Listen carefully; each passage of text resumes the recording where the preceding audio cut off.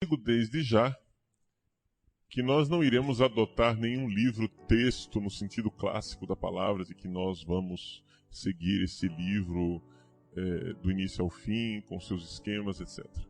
Nós precisamos adotar um livro-texto porque esta é a orientação da instituição. Por isso, o livro-texto que vocês irão receber quando receberem a cópia do conteúdo programático, nosso livro-texto é um livro chamado Origem da Linguagem, de um filósofo alemão chamado Eugen Rosenstock Hussey. Ponto. Tendo dito isto, aviso desde já que não iremos seguir o livro.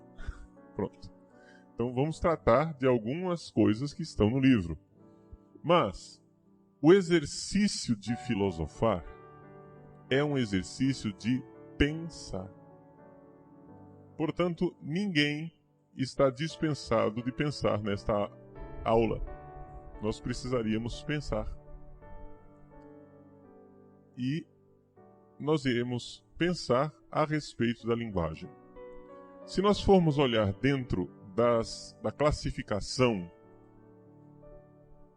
da filosofia, aquilo que é o esquema clássico da filosofia, vocês quiserem encaixar essa nossa matéria em algum lugar, essa matéria precisa ser encaixada dentro da antropologia filosófica.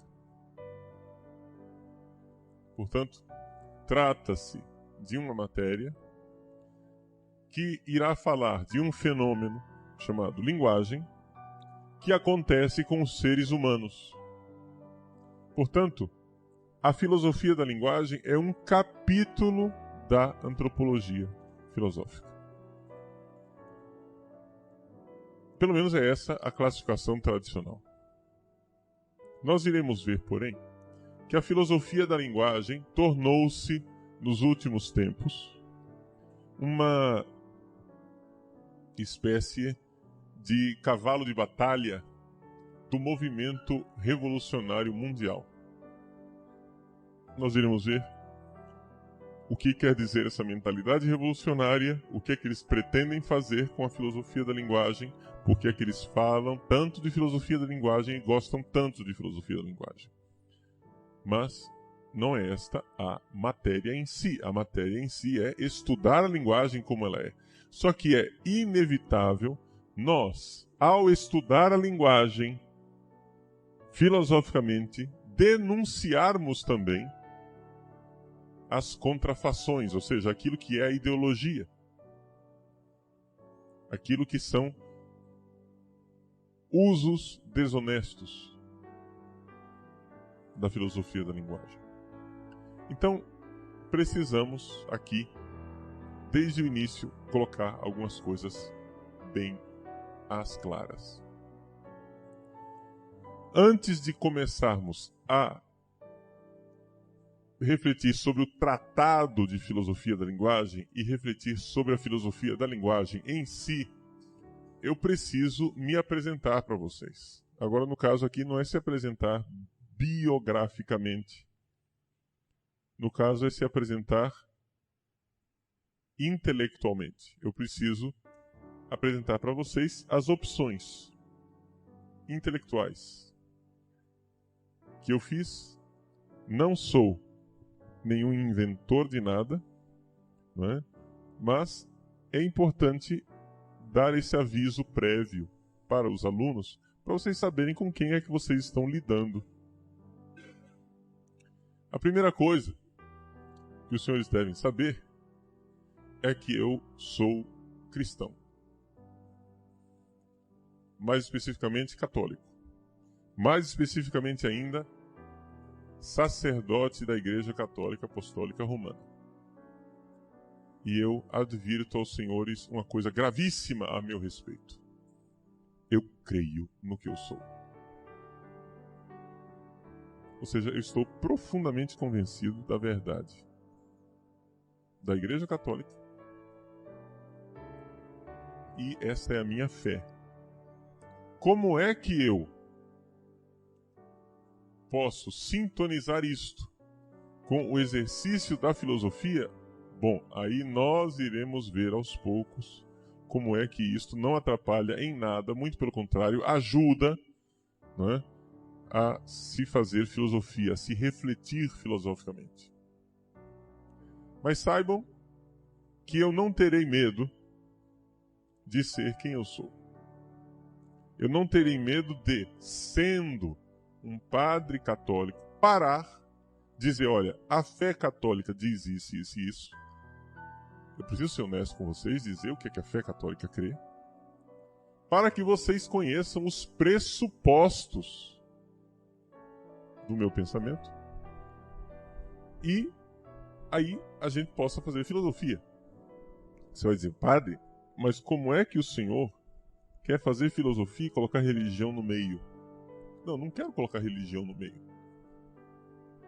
O que eu quero é ser honesto com vocês. Qualquer pessoa que faça filosofia, antes de ele começar a filosofar, ele já tem uma série de convicções. Se ele é ateu, ele tem fé na não existência de Deus. Portanto, ele já tem uma opção. Nós vivemos numa época em que parece que científico é somente o ateu. Né? Que o ateu não tem fé. Não, o ateu tem fé. Ele crê que Deus não existe. Nós iremos ver, no segundo semestre, quando nós estudarmos a Teodiceia, que essa é uma fé que exige muito mais esforço do que a fé cristã.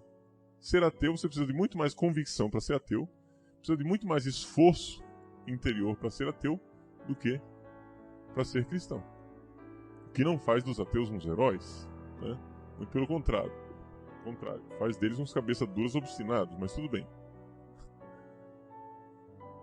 Então, eu não tenho nenhum pudor de ser quem eu sou. Eu não me envergonho de ser padre. Eu não me envergonho de crer. Eu não acho que isso seja uma desonestidade. Eu acho muito pelo contrário, que isso é uma coisa muito boa e gostaria que todos crescem também. Só que eu não estou aqui para pregar. Eu não sou um pregador. Eu não entro nesta sala de aula na qualidade de sacerdote. Não é? Eu não entro aqui para pregar o evangelho, para converter os senhores para o evangelho. Eu entro aqui para refletir filosoficamente. Mas, porém, contudo, todavia, seria desonesto da minha parte ficar brincando de não ter fé. Faz de conta que eu não tenho fé e fazer filosofia. Isso não existe, gente. Ninguém faz filosofia desse jeito. A filosofia, ou ela é uma reflexão onde o seu pensamento faz um esforço racional de refletir sobre a sua vida real e concreta, ou você não é filósofo coisa nenhuma. Entenderam? O filósofo, ou ele reflete a respeito da vida real e concreta que ele tem, ou ele não está fazendo filosofia. A filosofia não é um exercício de masturbação mental, onde eu fico repetindo algumas ideias prazerosas. Por isso que eu uso a palavra masturbação, né? O que é masturbação? Sexualmente falando, masturbação é um ato de buscar prazer, né, a partir de mim mesmo, sexualmente. Muito bem. Então existem ideias prazerosas. Não existe só o prazer sexual, venéreo, genital. Existem ideias prazerosas. Então a filosofia não é simplesmente uma série de ideias prazerosas que eu fico girando na minha cabeça, né, porque eu gosto de pensar assim. Ou a filosofia entra em contato com a minha vida, ou não é um exercício filosófico. Ou eu reflito a partir da minha vida e questiono, e critico, e busco racionalmente. Ou então eu não estou fazendo filosofia nenhuma. Então é por isso que não é possível fazer filosofia abstraindo da pessoa que filosofa. A filosofia feita por uma pessoa imoral é uma coisa. A filosofia feita por uma pessoa que leva a sério a moralidade é outra coisa. Por quê? Porque existe uma tendência no ser humano, e nós estamos aqui simplesmente analisando o ser humano como tal, existe uma tendência no ser humano de enganar a si mesmo. As pessoas vivem numa ideia estranhíssima de que nós queremos conhecer a verdade. Essa ideia é muito estranha. Porque se você for honesto com você mesmo, não precisa nem ir na vida dos outros. Você precisa somente ir para a sua vida. Se você for honesto com você mesmo, você verá que existe em você uma tendência de enganar a você mesmo. As pessoas não querem saber a verdade. As pessoas precisam saber a verdade. O ser humano é chamado a conhecer a verdade. O ser humano, para ser ser humano, ele precisa buscar a verdade. Mas as pessoas não querem saber da verdade. Nosso Senhor Jesus Cristo disse: a verdade vos libertará. Mas ele não disse que a verdade ia ser agradável. Ele não disse que a verdade ia fazer cosquinhas. Né? A verdade, no mais das vezes, é dolorosa e desagradável. Então, antes de nós fazermos filosofia, é necessário que os senhores saibam que na tradição filosófica ocidental, na qual eu estou inserido, você não é obrigado a estar inserido nela. Tá? Eu só estou sendo honesto para você, com você, e estou dizendo, eu estou inserido na tradição filosófica ocidental. Isso quer dizer Sócrates, Platão e Aristóteles. Tá?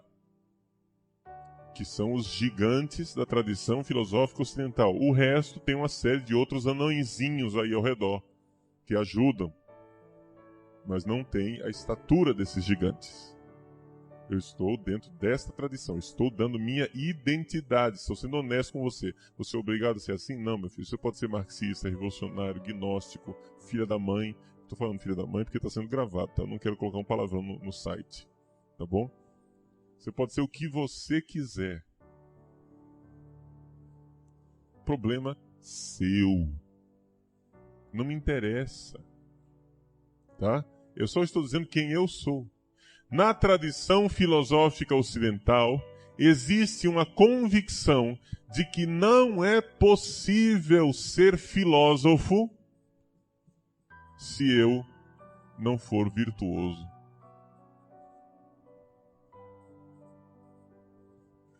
Então vejam só.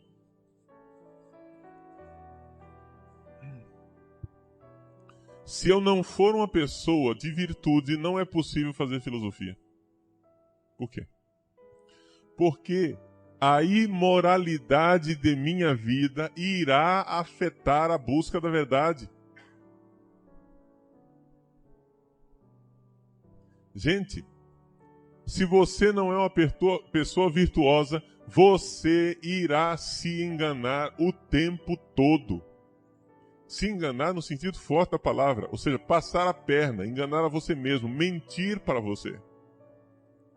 Os seres humanos têm uma tendência real, concreta, de enganar a si mesmos. Isso você não precisa acreditar em mim, isso não é objeto de fé, isso é constatável em você. Olhe para a sua vida. Vejam, nós estamos aqui fazendo filosofia, não me interessa aqui a decodificação de textos dificílimos. Você pega um texto de Kant, né? Kritik der reine Vernunft. Vamos ler a crítica da razão pura de Kant e fazer aquelas análises mirabolantes daquele texto dificílimo. E isso é filosofia. Gente, a filosofia ou ela parte da vida, ou ela não é filosofia. Isso aqui não é um curso de exegese kantiana. Uma coisa é exegese kantiana, né? É dificílimo entender Hegel. Aí você faz um curso de exegese hegeliana para entender o que Hegel pensa. Mas não me interessa o que Hegel pensa. O que me interessa é a verdade, senão isso não é filosofia, entendeu? Me interessa a busca da verdade. O esforço filosófico é um esforço de busca da verdade, sabendo que eu jamais irei alcançar essa verdade plenamente, mas eu também devo procurá-la. Por isso chama-se filosofia e não sofia.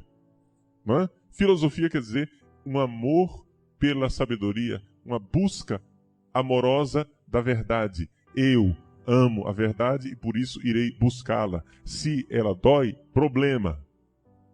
Eu irei buscar mesmo assim. Está entendido o que é o esforço filosófico? Se no esforço filosófico eu tiver que dizer que Kant era um idiota, eu direi que Kant é um idiota. Mas ele era inteligentíssimo. Podia ser eruditíssimo. Poderia ter inventado uma filosofia complexíssima, dificílima de decodificar. Ótimo. Nem por isso menos idiota.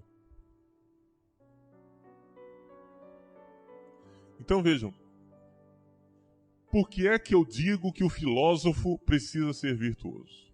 Vamos analisar isso, vamos ver se isso é verdade, se eu posso constatar isso na minha vida. Vamos pensar em alguma coisa da sua infância. Gente, o ser humano mente. Por que é que uma pessoa mente? Uma pessoa mente para fugir de uma encrenca, não é isso? O guri está jogando bola no pátio. Ele dá um chute na bola, a bola bate na janela e quebra a vidraça. Chega um adulto e pergunta quem fez isso. Todo mundo sai correndo. O culpado sai correndo porque não quer ser incriminado.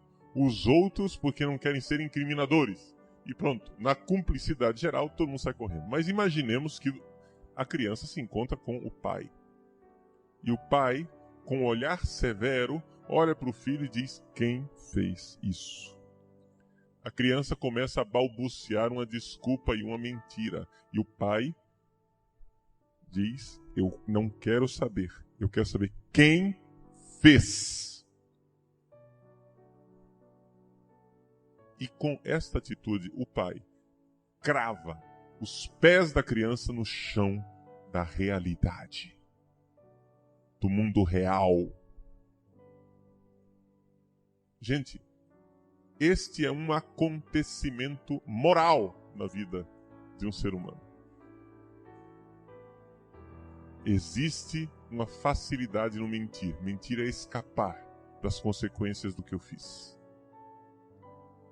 A criança trêmula diz: fui eu. Muito bem. Não faça mais isto. Vá na cozinha, pegue a pá e a vassoura. Vamos limpar essa sujeira. Muito bem. Agora você vai fazer tal tarefa para pagar as consequências que você fez, né? Então, durante um mês, agora você vai levar o lixo lá para fora. Só você. Era sempre você e seus irmãozinhos. Agora vai ser só você, para você pagar com o seu trabalho a consequência do que você fez, que foi quebrar aquele vidro. Isso chama-se educação moral.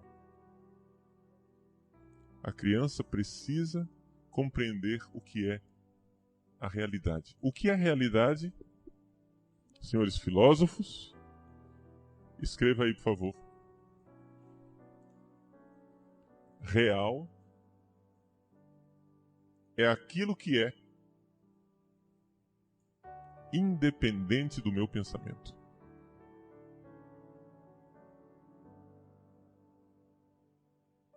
Ou seja, real é aquilo que é mesmo que eu não queira. Real é uma coisa que é mesmo que eu não queira que seja assim. Gente, isto é um fenômeno que acontece na vida das pessoas. As pessoas aprendem o real.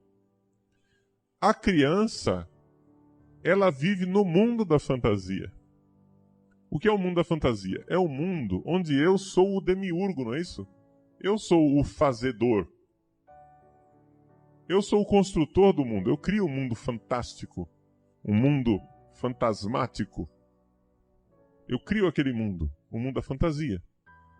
Para a criança não existe ainda um conceito de real. Para a criança tudo é fantasia. Acontece que chega um certo momento em que a criança aprende por experiências que geralmente são traumáticas, não é isso? Por experiências traumáticas, a criança aprende que existe uma realidade. Por exemplo, a criança brinca na sua fantasia, mas ela quebra a perna. Quando ela quebra a perna, ela vê, eu não posso levantar da cama. Esse é o mundo real. Ah, mas eu quero, mas não posso. Isso é uma experiência traumática de querer uma coisa e a realidade me impedir. Eu quero passar por aqui, mas aqui tem uma parede. Aí, só que nós temos que ver o seguinte, nós estamos numa sociedade que ensina exatamente o contrário. Qual é o tipo de idiotice que você aprendeu até hoje na sua vida, desde da escola primária, que os professores de vocês ensinaram?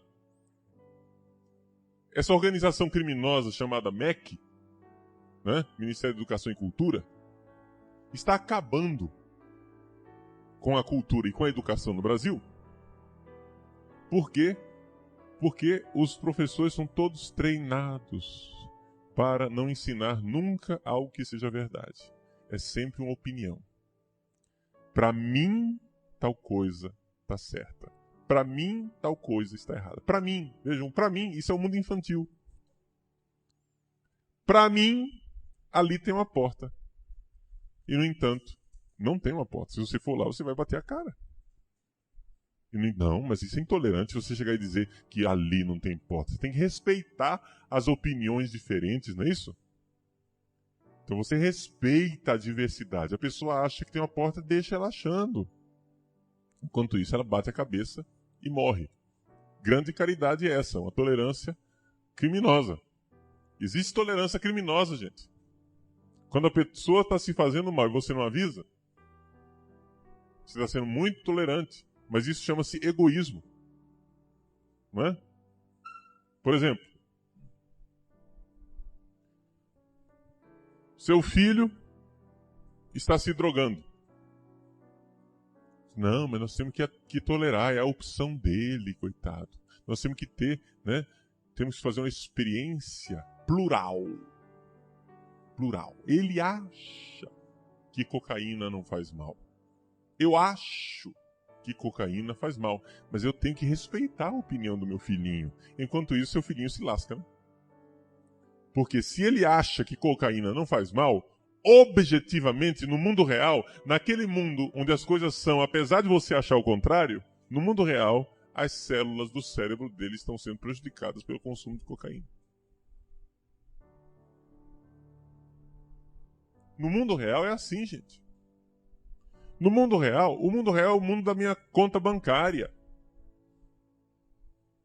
A minha conta bancária, se eu for lá agora acessar na internet, minha conta bancária tem 4 mil e poucos reais, quase 5 mil reais. E eu tenho uma dívida de 35 mil reais. Esse é o mundo real. Estou esperando entrar dinheiro para dizer o que é que eu estou dizendo para os meus credores. Devo, não nego, pago quando eu puder. Porque esse é o mundo real, gente. O mundo real é que eu gostaria de ter mais dinheiro.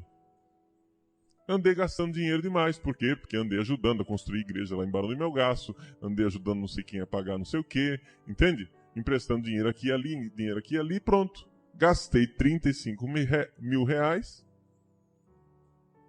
Tá? De dinheiro. Que agora tá fazendo falta porque eu preciso pagar outras coisas. Esse é o mundo real. Agora, o que é que acontece? Existe uma falta de virtude no filósofo que diz, gente, a verdade, ela é relativa. Por quê? Porque esse animal que diz isso, ele está sendo desonesto, porque ele não vive nisto. Ninguém relativista vive de relativismo. Experimenta. Você tem 40 mil reais na conta. De repente, no extrato bancário aparece só 4 mil reais. Sumiu um zero. Ó, né? A vírgula mudou de lugar. Aí você vai lá pro gerente reclamar. Aí o gerente diz, não, mas a verdade é relativa. Para mim, 40 mil reais e 4 mil reais é a mesma coisa. Você vai aceitar isso, ô filósofo relativista? Hein? Ou você vai brigar com o gerente? Não, você não pode ser intolerante assim. Gente, essas pessoas relativistas são imorais. O relativismo é imoral. É desprezível. O relativismo não merece respeito. A pessoa pode até merecer respeito, que eu não quero que ela morra. Não estou querendo matar ninguém. Mas a posição dela, a posição filosófica que ela tomou é imoral e, portanto, essa pessoa é imoral. Pode ser papa, bispo, padre, cardeal, meu patrão, o que for, é imoral.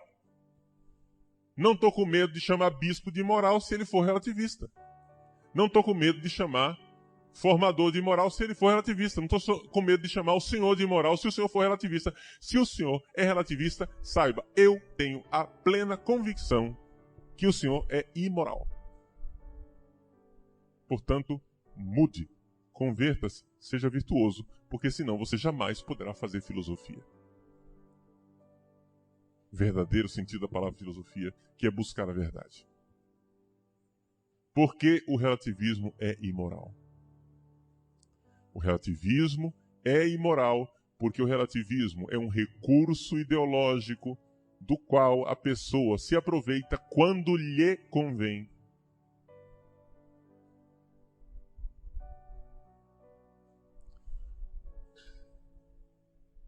Um homossexual diz assim, não, eu acho que o sexo homossexual não tem problema nenhum. Mas, meu filho, você não está vendo que não está na ordem da criação? Os órgãos do corpo humano têm um sentido. Eles têm propósito. Eles têm um jeito de funcionar. Os órgãos sexuais, os órgãos digestivos, do sistema digestivo, né? As coisas têm finalidade. Você vê, por exemplo, a boca. A boca produz saliva. A saliva vai ajudar a digerir os aminoácidos. O estômago produz um ácido que vai ajudar a digerir as proteínas. O fígado vai digerir a gordura, junto com a vesícula, etc. O pâncreas vai ajudar a digerir o açúcar, etc. Tudo tem finalidade, as coisas funcionam perfeitamente. Quando as coisas começam a não funcionar, o que é que você faz? Você vai ao médico. Agora, o homossexual que diz, não, mas isso é muito relativo. Você tem que respeitar a minha diversidade. Porque eu acho que isto é correto. Eu acho que sexo com outro homem é correto. Bom, quando eu cresci, quando eu era pequeno, me ensinaram que homem com homem dá lobisomem, né? Que esse negócio de homem com homem não dá certo. E por que não dá certo? Não dá certo porque não há ninguém que prove o contrário. Gente, o pênis foi feito para vagina, não foi feito para outra coisa. Se você quer colocar em outro orifício, não vai dar certo. Não vai funcionar aquilo que foi feito, tem um propósito. Agora, por que você aceita que as coisas são inteligíveis, são feitas com um propósito quando vai ao médico, mas não aceita quando você vai para a cama com outra pessoa? Porque você é desonesto. Porque você aceita quando lhe convém. Isso chama-se safadeza. Falta de fibra moral. Falta de coerência. Eu não posso chamar de outra coisa. Vejam, com isto eu não estou, atenção, não estou condenando os homossexuais e dizendo que eu vou colocar uma lei no Congresso para colocar os homossexuais na cadeia. Não. Existe uma distinção básica no cristianismo, né? Que não é só no cristianismo, em qualquer ética. Existe uma distinção básica entre pecado e crime. Nem todo pecado é crime. Não é isso? Xingar o seu pai é pecado, mas ninguém vai para a cadeia por isso. Estão de acordo? Eu não estou aqui advogando a criminalização do homossexualismo. Quem está advogando criminalização do cristianismo são os homossexuais. É diferente. Eles querem colocar tudo quanto é padre e pastor que diz que o homossexualismo é pecado na cadeia. Tem projeto no Congresso para isso. Não é? Eles querem colocar os cristãos na cadeia. Para que os cristãos não digam que o que eles fazem é pecado. Agora, os cristãos não querem colocar os homossexuais na cadeia. Não é posição da Igreja Católica dizer que nós vamos ter que fazer agora leis para colocar os homossexuais na cadeia. Não é isso. A Igreja Católica vai continuar dizendo que o uso correto do sexo não é esse. Portanto, você está errando o alvo. Você está pecando. A palavra pecado quer dizer isso, errar o alvo. Hamartia em grego, hatá em hebraico, errar o alvo. Você está errando a finalidade das coisas. Por isso está prejudicando a você mesmo. A Igreja Católica ama tanto os homossexuais que a Igreja Católica diz: meu filho, pare de se fazer mal. É isso que a Igreja Católica faz. Quando diz aos homossexuais que parem de ter relações sexuais homossexuais. Porque isso vai fazer mal a você. Porque eu amo você, eu digo a você, pare de fazer isso. Não é intolerância, é exatamente o contrário, é amor. Agora, se você é relativista, existem homossexuais que não são relativistas. Existem homossexuais que enxergam perfeitamente a verdade. Eles dizem, conheço, são amigos meus, católicos, homossexuais católicos, que dizem, padre, o que eu faço é pecado. Só que eu não dou conta de não fazer. Hoje, aqui e agora, do jeito que eu estou espiritualmente, eu não dou conta. Esses homossexuais, conhecidos por mim, meus amigos, a quem eu amo, contra os quais eu não tenho nenhuma discriminação, esses homossexuais, né? Casais até de homossexuais vão à minha missa lá na catedral 5 horas da tarde, no domingo. Não comungam, porque sabem que não podem comungar. Inclusive um deles, quando eu era seminarista, preparei para crisma, né? Ele tinha 14 anos de idade, depois viu que ele não dava conta da castidade, agora já está com 30 e poucos anos de idade.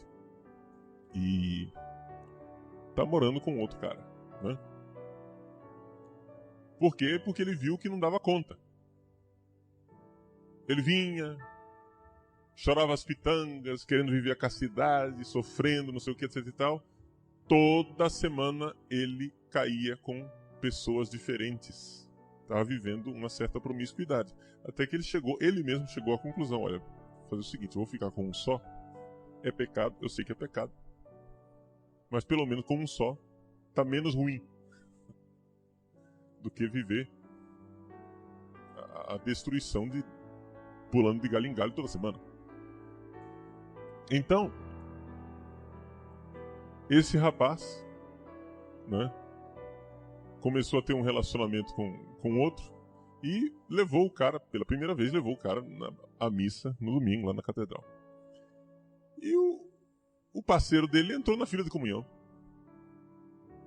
Entrou na fila de comunhão, quando voltou para o banco, esse meu amigo olhou para ele e disse: escuta aqui, você é um hipócrita. Você não tem vergonha na cara de fazer isso, de ir lá comungar, vivendo aquilo que nós vivemos. Você não tem temor a Deus.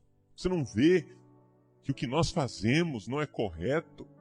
Você não pode comungar. Deu uma lição de moral no parceiro. Os dois choraram, se abraçaram, se perdoaram, etc e tal. Mas depois nunca mais entrou na fila de comunhão e vão à missa todo domingo.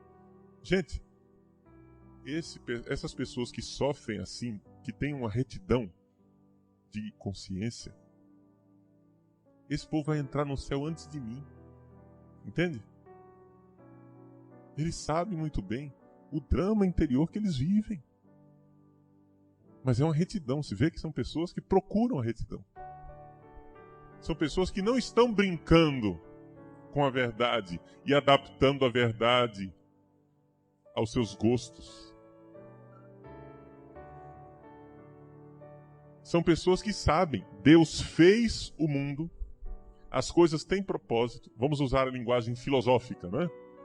Existe uma inteligência, existe um logos que fez as coisas, que pôs um propósito nas coisas. Existe uma ordem racional na realidade.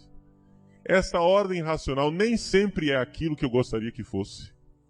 Por isso, eu posso muitas vezes estar em falta de sintonia dramática com essa realidade. Isso é um drama interior, isso é um problema interior, mas eu tenho que ser honesto de dizer: eu não estou em sintonia. Este homem que tem esta retidão é capaz de ser filósofo.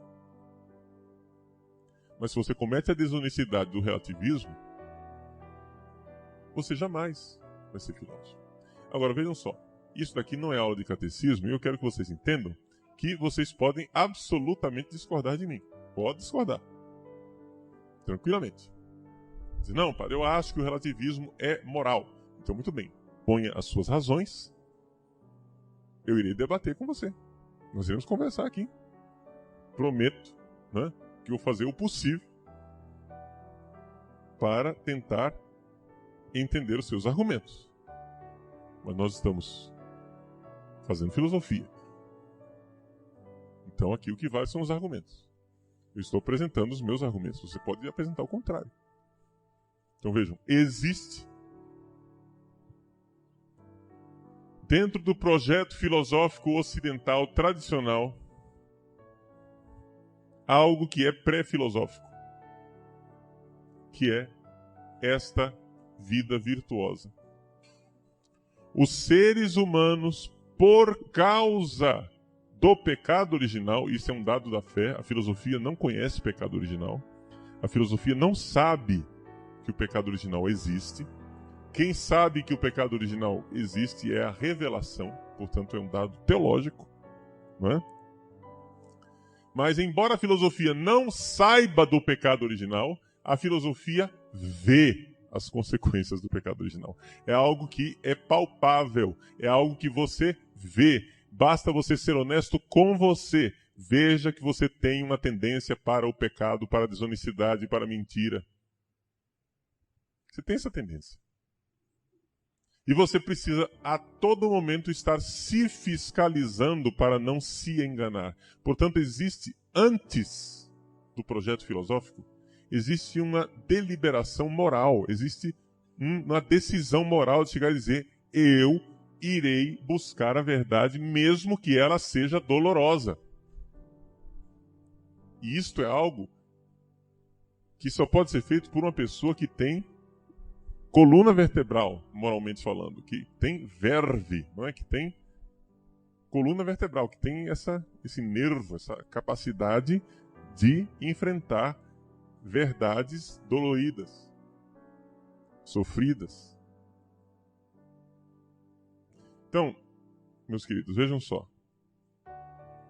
Antes de nós começarmos o nosso curso de filosofia da linguagem, nós precisamos, em primeiro lugar, compreender o que é filosofia.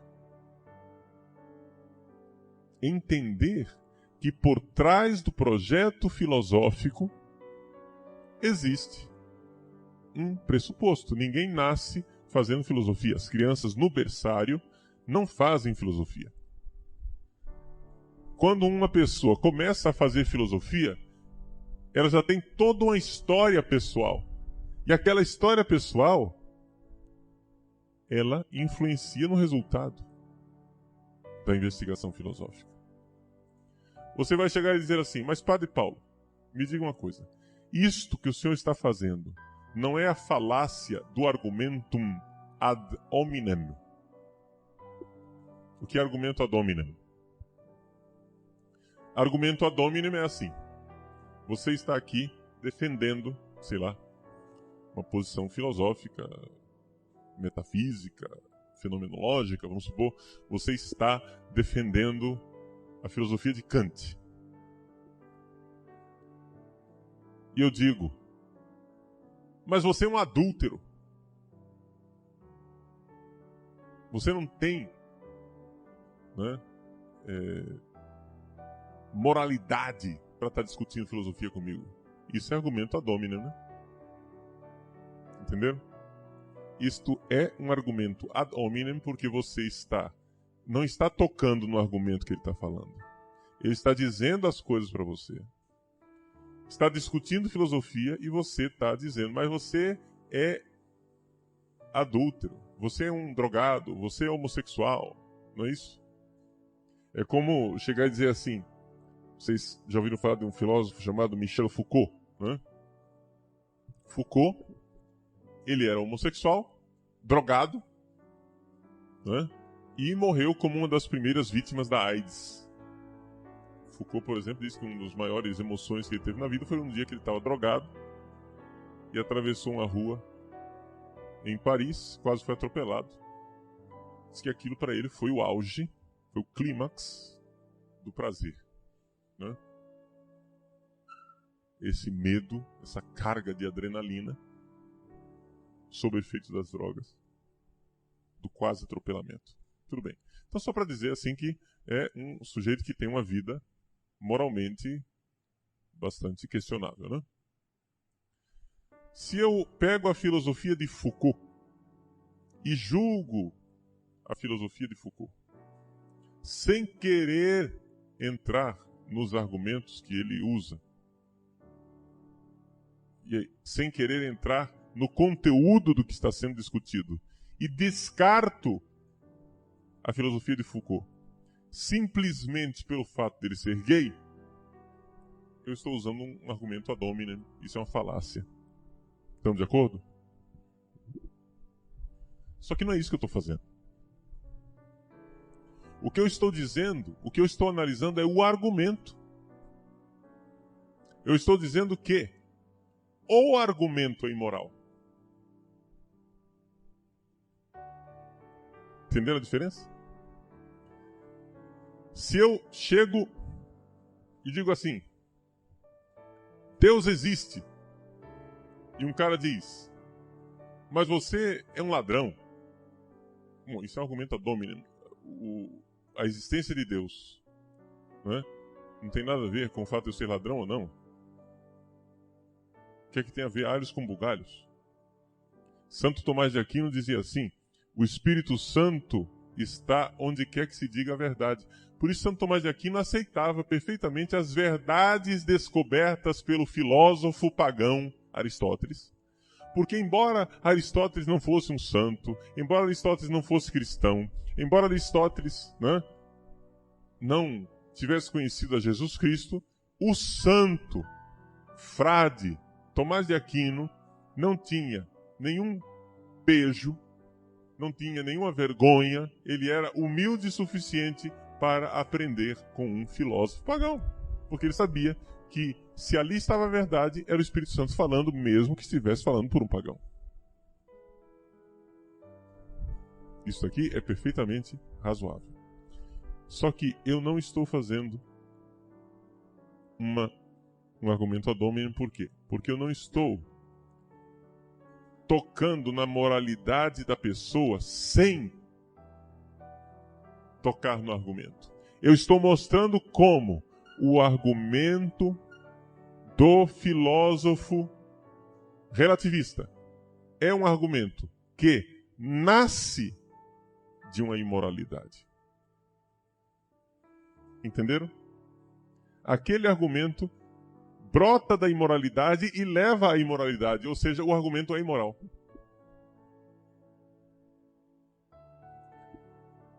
Para vocês entenderem o que eu estou dizendo, vocês procurem no site, existe um filósofo chamado Olavo de Carvalho. Vocês já ouviram falar dele? Né? O site dele é www.olavodecarvalho.org. Na página inicial do site dele tem lá um quadrinho de busca. Você digite a palavra paralaxe cognitiva. Na próxima aula nós podemos falar um pouco mais sobre essa questão de paralaxe. Não é? Mas isto que eu estou dizendo aqui para vocês, que faz parte do projeto filosófico clássico, foi estudado mais profundamente nos últimos tempos por esse filósofo, Olavo de Carvalho. Então vocês digitem lá, paralaxe, e nós iremos tratar disso na próxima aula, para nós vermos o que é a paralaxe cognitiva. Tá bom?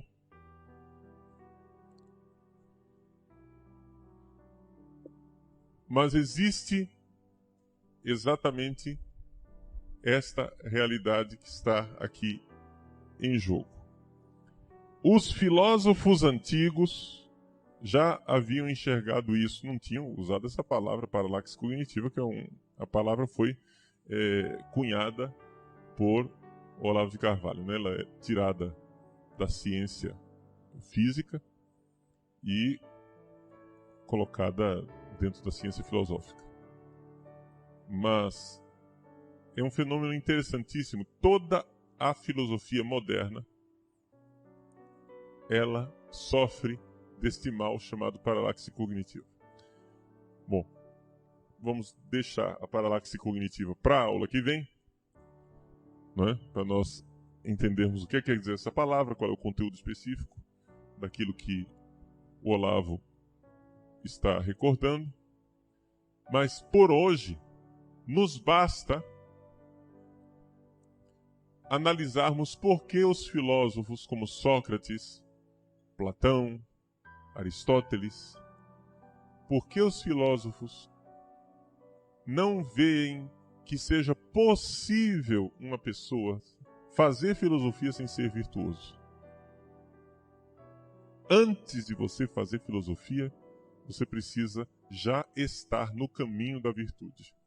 Pode ser que a filosofia vá aos poucos fazendo você ficar mais virtuoso ainda. Mas não é possível uma pessoa, na sua desonestidade moral, fazer filosofia. Por quê? Porque ela irá dar espaço, não é, às desonestidades intelectuais. Para uma pessoa fazer filosofia, ela tem que tomar a decisão moral, vejam, é uma decisão moral de aceitar a verdade mesmo que ela seja desagradável, mesmo que ela não seja aquilo que eu esperava. E é isso que falta hoje em dia. Vamos supor, feministas começam a estudar filosoficamente o feminino.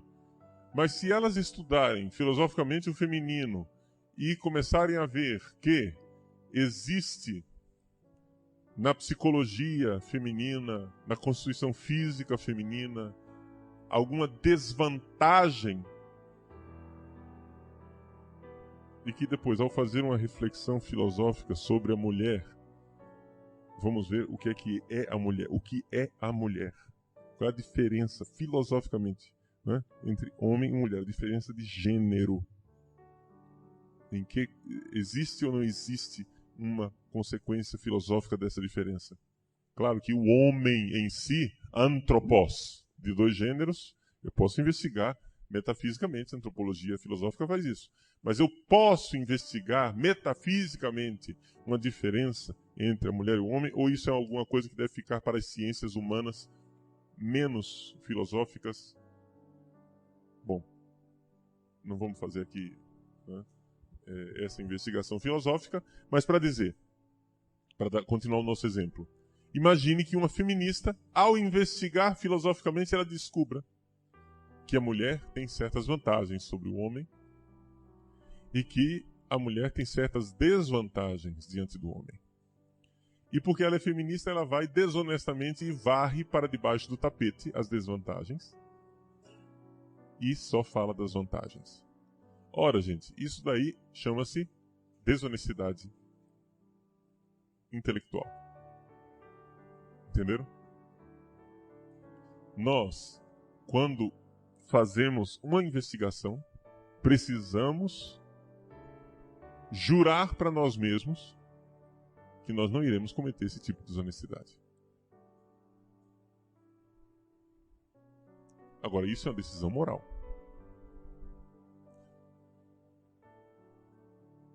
O que é que existe na filosofia moderna? Existe uma convicção de que a verdade não existe, a verdade não é alcançável, e, portanto, já que não existe a verdade, existe somente a conveniência, existe aquilo que é útil, aquilo que me convém, não é?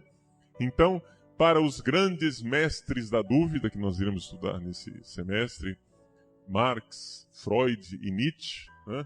Para esses grandes mestres da dúvida, como dizia Paul Ricoeur, eles não creem na verdade, por quê? Para Marx, essa coisa de verdade é uma ideologia, para Nietzsche, verdade é uma ilusão, para Freud, verdade é racionalização, ou seja, verdade é sempre uma construção da mente humana, a verdade ela não existe. É por isso que tudo é relativo. Mas escuta, a primeira coisa que nós temos que compreender é que Marx, Freud e Nietzsche não podem viver nisto que eles estão dizendo. A vida deles, essa própria frase que eles estão pronunciando, é uma frase insustentável. Por quê? Você está dizendo que a verdade não existe. Agora, essa frase aí que você está dizendo, ela é verdade?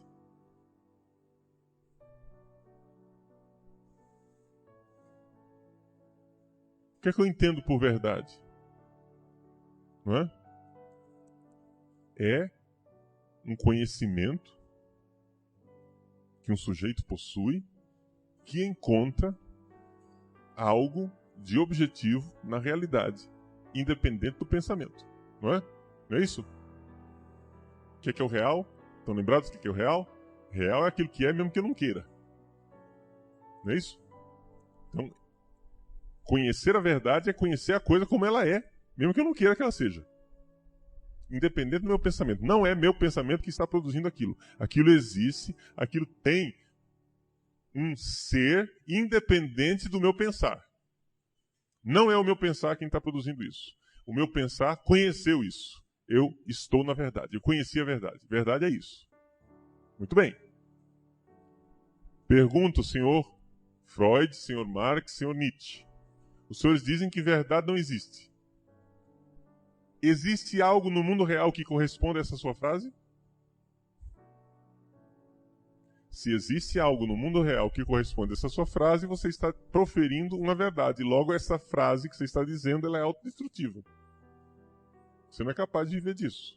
Além do mais, além de ser uma contradição na sua própria opinião, que não se sustenta, vamos investigar por que você está fazendo isso e por que você está falando isso.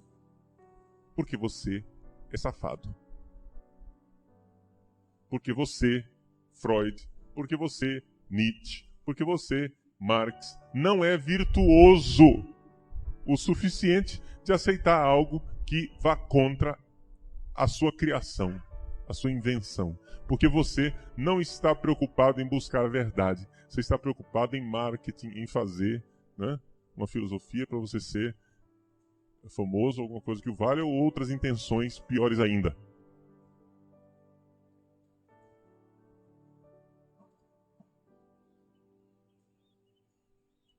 É um jogo linguístico, eis aí a filosofia da linguagem. É um jogo linguístico onde eu faço malabarismos linguísticos para enganar, para embromar as pessoas que estão me ouvindo.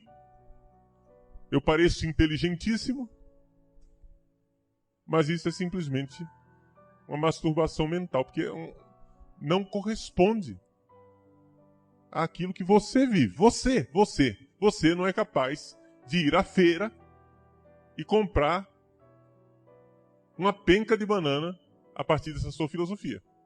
Quanto menos fazer coisas mais importantes. Você não é capaz de encher o tanque de gasolina do seu carro a partir dessa filosofia de que a verdade não existe. Então, para que você inventou isso? Nós iremos ver. Por enquanto, eu só estou dizendo sem provar, tá? Mas as provas virão durante o nosso curso. Nós iremos ver que as intenções são as menos bonitas possíveis. São intenções maldosas que querem realmente, é uma luta pelo poder, é para ludibriar. A mente revolucionária é uma mente doente, no sentido literal da palavra e também no sentido moral da palavra. É uma doença moral. E o mundo está ficando doente disto. Os nossos padres estão doentes disso, os nossos bispos estão doentes disso, os nossos seminaristas estão doentes disso. E saiba, faz parte da primeira aula aqui, saiba, eu irei lutar para tirar isso da sua cabeça. Cuidado. Então, se alguém acha que ficará ileso no meu curso, cuidado. Eu aconselho você a trancar a matrícula imediatamente. Tá? Peça dispensa, peça ao seu formador de não fazer filosofia da linguagem. Não que eu esteja subestimando a inteligência dos senhores, não é? Os senhores podem perfeitamente dialogar comigo, nós iremos trocar ideias, debater, discordar, concordar e acordar. Tudo isso nós vamos fazer nesse curso. Mas saiba, eu não tenho o pudor de mudar a opinião de um seminarista, de um filósofo, de um aluno, entenderam?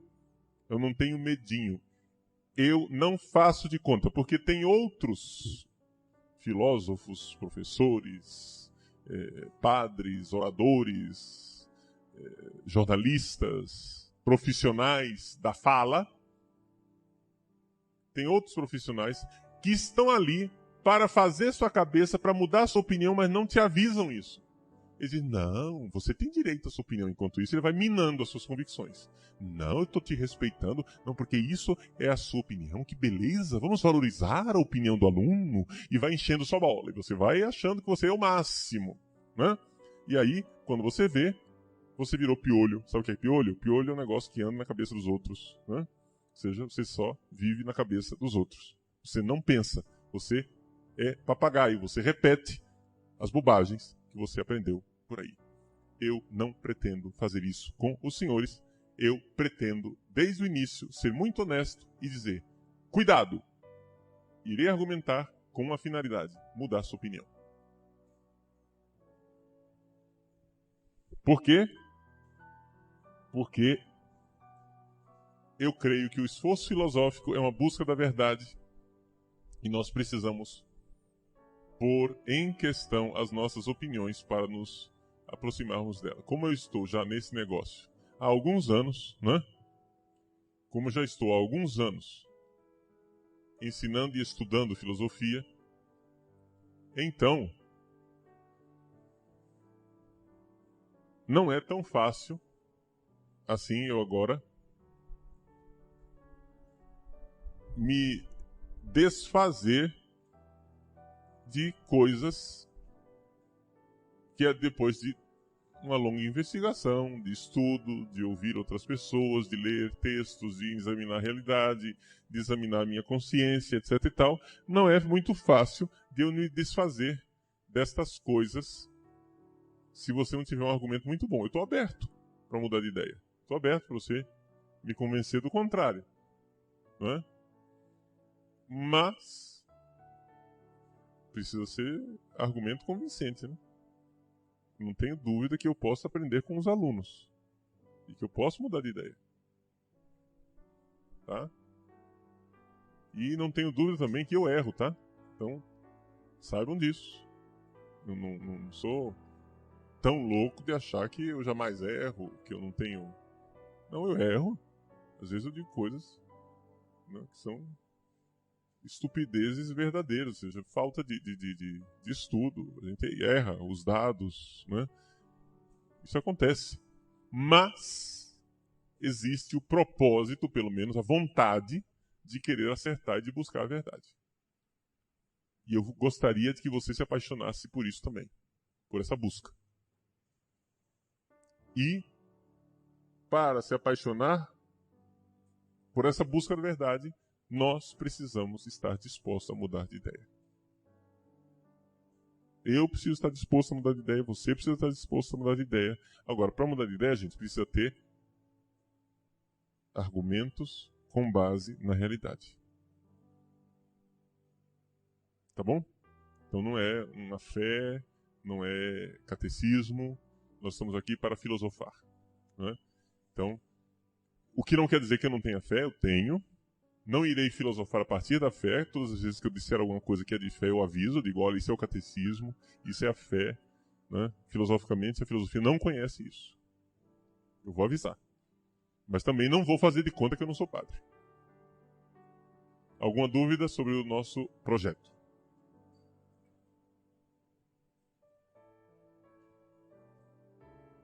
Muito bem. Então, como é que nós vamos fazer o nosso estudo de filosofia da linguagem? Bom, a primeira coisa que eu devo dizer a vocês, eu não tenho uma apostila para dar para vocês. Essa apostila precisa ser construída todos os anos, porque trata-se de um pensamento. O ato de pensar muda. De um ano para o outro, né, as coisas mudam. Eu não sou estático. Eu tenho a pretensão de que de um ano para o outro eu mudo. Ou seja, não é que eu mudo da água para o vinho, do 8 para o 88, mas a gente reajusta as coisas, melhora. Certas coisas que para nós eram muito arraigadas e claras começam a parecer um pouco questionáveis.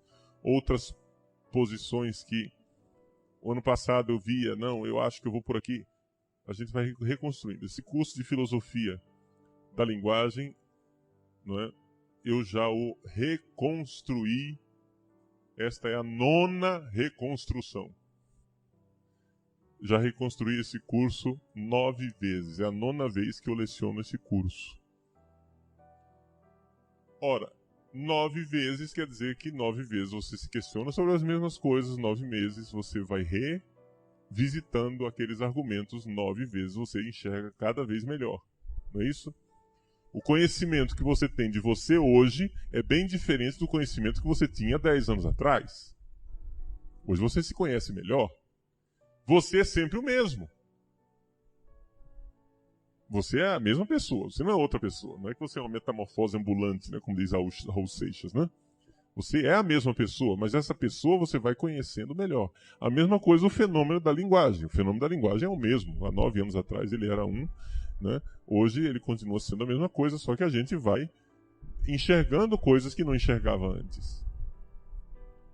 Então, eu comecei esse curso há 9 anos atrás. Há 9 anos atrás eu investigava muito o fenômeno linguístico através dos filósofos mais modernos, da moda, né? E estudava bastante Wittgenstein, que está muito na moda no Brasil, etc. Estudava a linguística pragmática de Karl Otto Appel. Nunca concordei com esses autores, mas eu os estudava com afinco para entender o que é que eles realmente estavam pretendendo. Comecei a ver as desonestidades pueris que estavam atrás desse tipo de opinião, Habermas e Companhia Limitada, e resolvi não trilhar mais este caminho, porque se gastava uma energia imensa e um tempo imenso para entender a linguagem desses filósofos, para entender o que eles estão falando, para entender o que eles estão dizendo, e depois de um esforço imenso de entender tudo aquilo que ele está dizendo, você chega à conclusão de que o que eles estão dizendo é uma sandice pueril que não tem cabimento. É tudo. O problema desses filósofos é que eles dizem as coisas de forma complexa. Então, como eles falam as coisas com a linguagem hermética, complexa, técnica, uma linguagem até mesmo inventada por eles, muitas vezes, você passa a vida inteira tentando aprender aquela linguagem, quando finalmente você vai trocar em miúdos aquilo que o cara está dizendo, você vê que é uma bobagem. E chama-se frustração. Você sente que jogou um tempo enorme da sua vida fora por um negócio que não vale a pena. Então, eles passam por inteligentes. Vejam que uma coisa é inteligência, outra coisa é complexidade. Tá? É um pensamento complexo e difícil, no sentido de trabalhoso de você captar o que ele está dizendo. Mas uma vez que você captou, você vê que é de uma indigência intelectual vergonhosa. Entendem? Por quê? Porque tudo, o mundo, aquele mundo complexíssimo, está construído na base de uma decisão imoral. Uma vez que você se dá conta disso, você fica até revoltado com você mesmo. Como é que eu fui retardado o suficiente de dedicar uma vida inteira ao estudo disso, sendo isso aquilo que é? Agora, para você mudar isso, você precisa ser muito honesto com você, né? Isso é um dos problemas.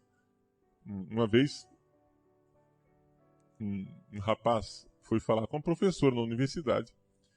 Chegou e disse: ó, professora, isso daqui que a senhora ensina está errado por isso, isso, isso, isso. Deu uns textos do Olavo de Carvalho para ela ler. Mostrou para ela porque é que o que ela ensinava estava completamente errado, equivocado. A professora entrou em crise. Um mês depois, o aluno voltou a falar com ela: e aí, professora? A professora disse para ele: olha, meu filho, eu vejo que o que você está dizendo aqui e que o Olavo de Carvalho está dizendo é correto. Mas eu não posso mudar minha opinião. Porque se eu mudar minha opinião, eu vou ter que desdizer tudo o que eu sempre disse a minha vida inteira e vou ter que admitir que todos os estudos que eu fiz foram completamente inúteis. Eu não posso fazer isso com a minha vida. Bom, parabéns para você nessa data querida. Pelo menos ela está sendo honesta o suficiente de admitir a sua desonestidade. Ou seja, ela não é mulher forte o suficiente, ela não tem fibra moral suficiente para se converter. Para chegar e dizer: olha, é verdade, é uma sandice, eu estava errada. É essa a verdadeira filosofia, gente. Nós precisamos entender que ou você é virtuoso o suficiente para mudar e se adequar à realidade, ou você vai ficar na moda filosófica. E não somente isso. Vejam só, muitas vezes você é condenado por buscar a verdade, condenado a ser uma espécie de cavaleiro solitário, né?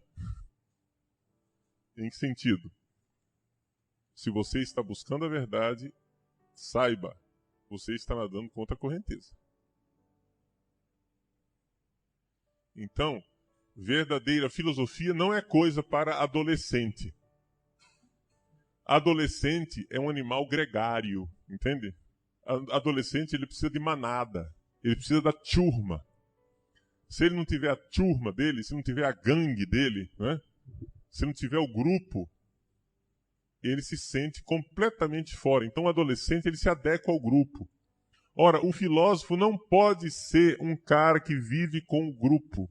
Ele tem que buscar a verdade, mesmo que isto vá divorciá-lo do grupo. E isso é uma coisa que exige uma certa ascese interior. Né?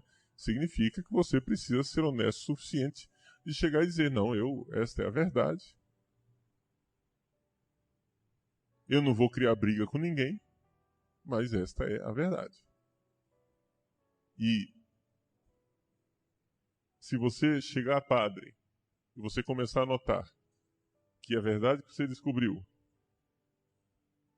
precisa ser pregada, divulgada, dita, transmitida, e isso começar a desagradar seu bispo, isso começar a desagradar todo o aparato eclesial que está ao redor, e começarem a jogar pedra na Genina, começar a jogar pedra em você, você vai ter que novamente revisitar a sua opção virtuosa, moral, e dizer, não, eu vou trair a minha consciência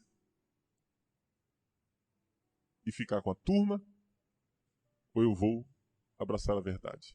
Então é por isso que atrás do projeto filosófico existe essa virtude. Sócrates bebeu a cicuta, custou para ele, claro, custou a vida, mas ele não traiu sua consciência. Atrás do projeto filosófico original, no Ocidente existe a virtude. Hoje em dia, nós estamos vivendo exatamente o clima contrário. Você vai nas universidades brasileiras e europeias e americanas e você encontra o quê? Gente que vive a vida inteira endeusando os sofistas, ou seja, os filósofos desonestos contra os quais Sócrates, Platão e Aristóteles lutaram a vida inteira. Hoje, estar na moda é ser sofista.